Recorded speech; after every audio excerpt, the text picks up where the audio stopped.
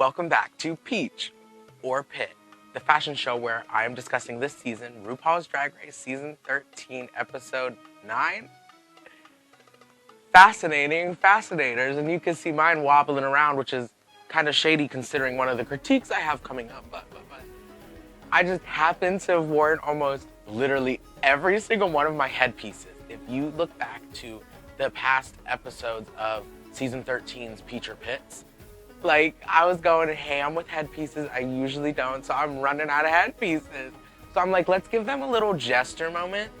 This makeup, Miss thing. I'm still trying to figure out the best spot to put lighting and everything. So please bear with me, honey. I'm not a lighting technician.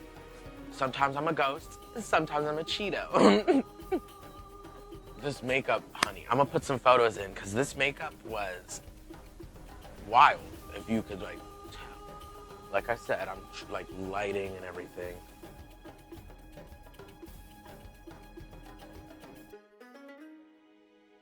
So first up we have Olivia. Let me scooch over. And I guess I switched up sides for today. I hope this is my good side. First up, Olivia Lux. Now, at first I was like, oh. But then it grew on me more. As she was giving the description of it being a mad scientist that had Mercury explode, it's very clean for something to have gone awry. I wish that maybe she could have done the Mercury in like a shape or just in like a diamond shape or something and like put it on the Laboratory coat, have it like oozing down the laboratory coat. I love the pop of purple glove with this. I thought it was blue at first, but then whenever they had the better lighting on the runway, I'm like, oh wow, those gloves are fucking stunning. I just think that maybe the gloves should also, no, the gloves are purple, dumbass. Maybe the boots should also be purple like the gubs. The little gubby gubs. But I do think that the coat is too clean based off of her description she was giving. I love this look though, honey. I love a mad scientist look. The hair needed to be more mad. It was very tame from what I'm remembering in my mind.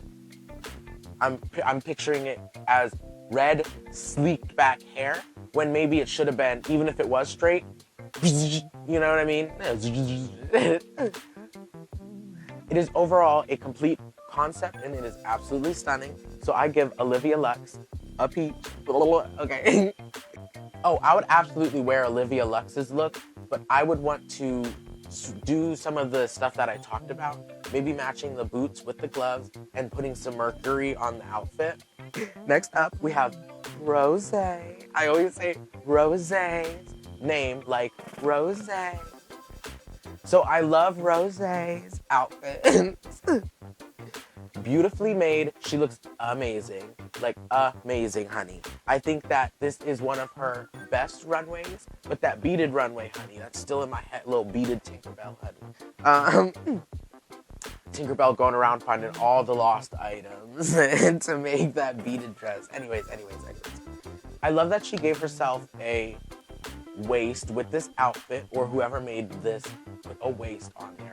I love the detailing of the thorns. I was gonna bring it up right before I noticed it. So then I wrote that down to be like, mention that you were gonna mention that there should be a little something to push this over the edge.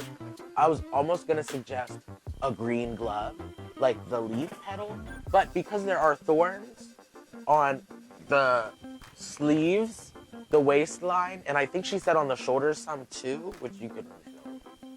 But I enjoyed that addition to the look. I love her fascinator. Her fascinator is definitely we've looked at two looks so far.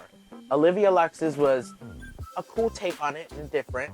I really love Rose's because it is over the top and it is fascinating. I wish the zipper was hidden with those ruffles. I feel like it would have been just easy to have like a little extra ruffle covering the zipper.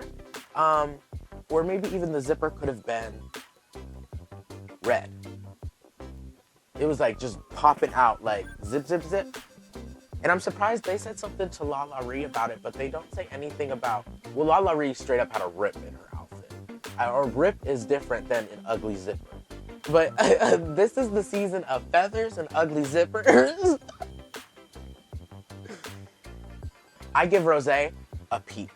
She is outstanding in this look. There's nothing I would change about it except maybe just that little orange glove. Why do I always do that with orange and green? The green glove would have like been like, ooh. But I would wear Rosé's look as well, and I give Rosé a peach. Oh, I already said that. You get it. Utica. Okay, I said it needed to be picnic print, but it is picnic print. It's just really small. It looked like polka dots on my TV. I wish that it would have been more, I don't know. I was just kind of getting like red and white square. I wish that it was giving me more picnic. To me, a picnic pattern is white, then a solid opaque red, and then a very translucent red. You know what I mean? Or that concept, but switched up. I feel like hers was too white squares with red outline. Like, it just didn't feel like picnic print. But other than that, like, tiny little fucking, like, nitpicking thing I had to just mention, I love Utica's look. It's so hard to, like, pick apart it's so hard to critique and talk about a fashion look from Utica because truly, they're always so well thought out, well put together. She just always comes through on the look. It's, I'm just like, I can't critique it. Besides, like, saying that dumb little thing about the picnic print, this is just, it's fucking stunning. Girl, can you please release a magazine of all of your Drag Race looks? Please. Peach. And I would wear Utica's look, honey. I don't know why, but I love food-themed looks. I mean, I'm peaches and cream, honey. Next up, we have Simone in this extraordinary statement piece. She has a fascinator that goes up into a point, and on the back of it, it says, say their name. And she is wearing a beautiful, what I would consider futuristic gown with structured hips. And there's some like piping going on too on the front. And when she turns around, there is a crystallized gunshot in her top left shoulder and at the bottom right of her spine. And on the back of the fascinator, like I said, it says, say their names. I love this statement piece. There's nothing you would change about this. I give this an absolute peach. Next up, we have Elliot with 2 T's with that weak ass pose. Honey, like, no, honey, you gotta snap. No. Let me show you. Let me show you a thing or two. Let mama show you. Okay, honey? You gotta break your shoulders. You gotta break your shoulders, bitch. Not this. Murph. Break your shoulders. And what is with this weird ass nude leg just flapping around, honey? I enjoy the way that this was made. I don't fuck with the fabric choices. I didn't get flamingo at all. She was wearing flowers. The nude, it just looked weird with that nude just hanging there. I like the idea. I hate the fabric and I hate the execution.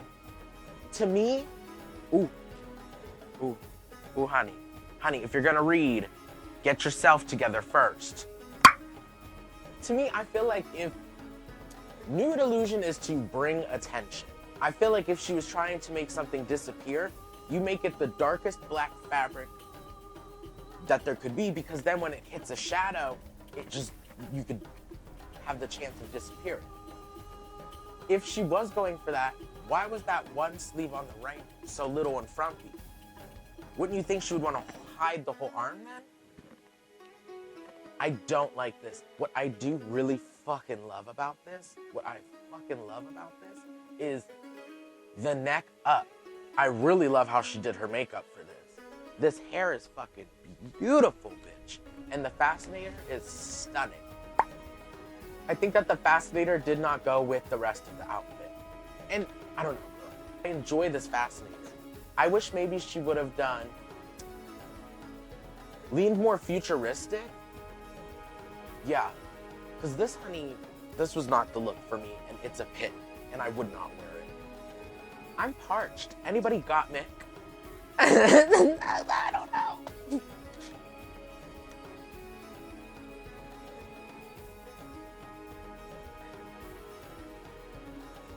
Speaking of staying in place, I wish me and Gottmik could have figured out how to keep our fucking fascinators from flopping all over the place. I love her idea so much. I love this jacket. I love the graffiti detailing on the jacket and the detail of how the jacket was put together. This is just funny to me, and I enjoyed the rings of tartan just hanging off the... I'm not that into punk fashion, so I'm not sure if that's like a common thing, but I just love it. It reminds me of a shower curtain, but like fierce and fabulous. I love the idea of the fascinator. I don't know why I wasn't getting fascinator from it necessarily. I don't know why, but I really love this look. I love the dripping off the end of the pin. The only thing I would change about this is trying to secure that pin into place. I give Gottmik a peach, but I would not wear this hat. It's just not for me, but I really do enjoy it. I enjoy the punk aesthetic. I don't know why I've never tried it. Next up, we have Denali. Okay, so her line for the rap is Denali, and then she says something about hotter than a tamale. Quit calling her Denali. It gets on my nerves. Quit calling her Denali. She literally says Denali. She says her name, Denali. Okay, real quick.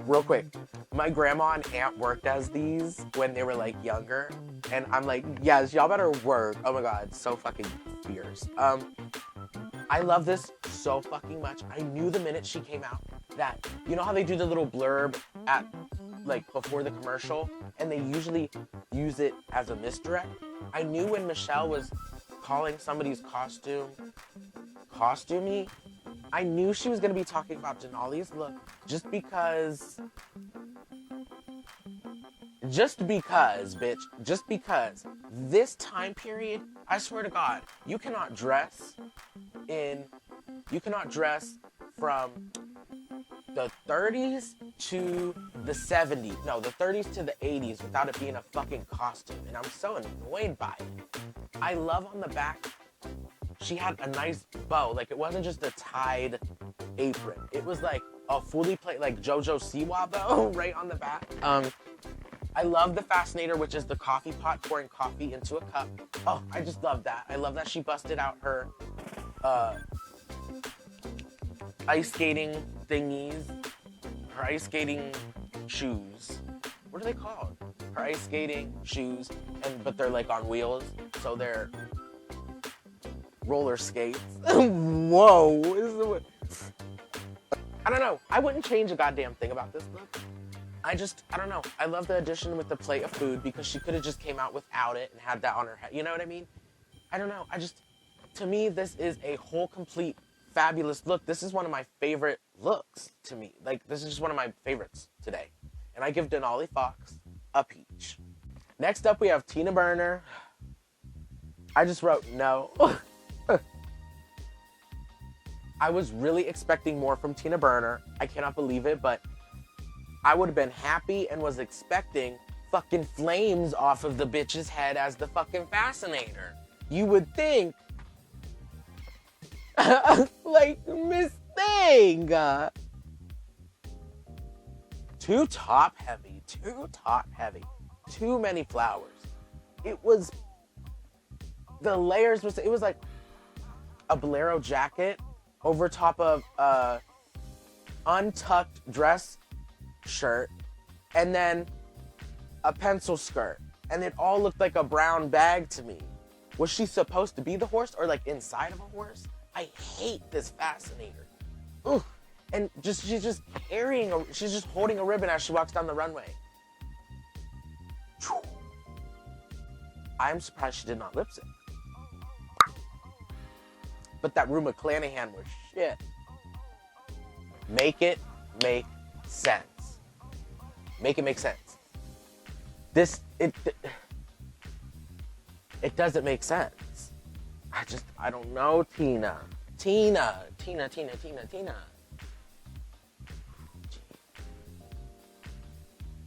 Pit. And I would absolutely wear Tina's look if there was a gun to my head.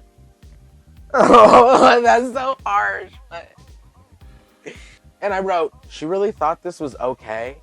Like, she really looked at this and thought, yep.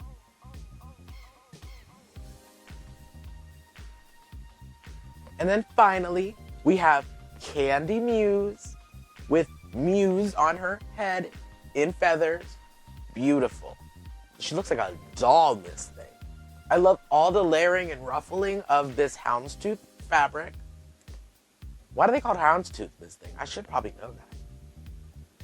I wish maybe she was showing some neck or a little bit of like the area in between your neck and your chest, your clavicle, because it was looking a little top heavy to me. I love this when, I think she did a little spin in this. I loved when she spun in it. Do a little spin for me. I really love this feathered makeup she does, and something about this fascinator just fascinates me, mama. Like, mama.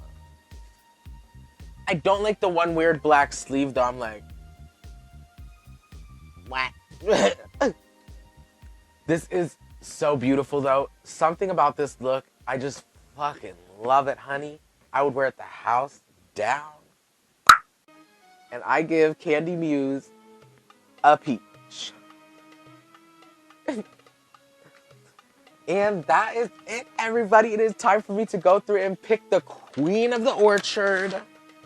I must say, I could not get this look out of my head. I could not get it out of my head, this thing.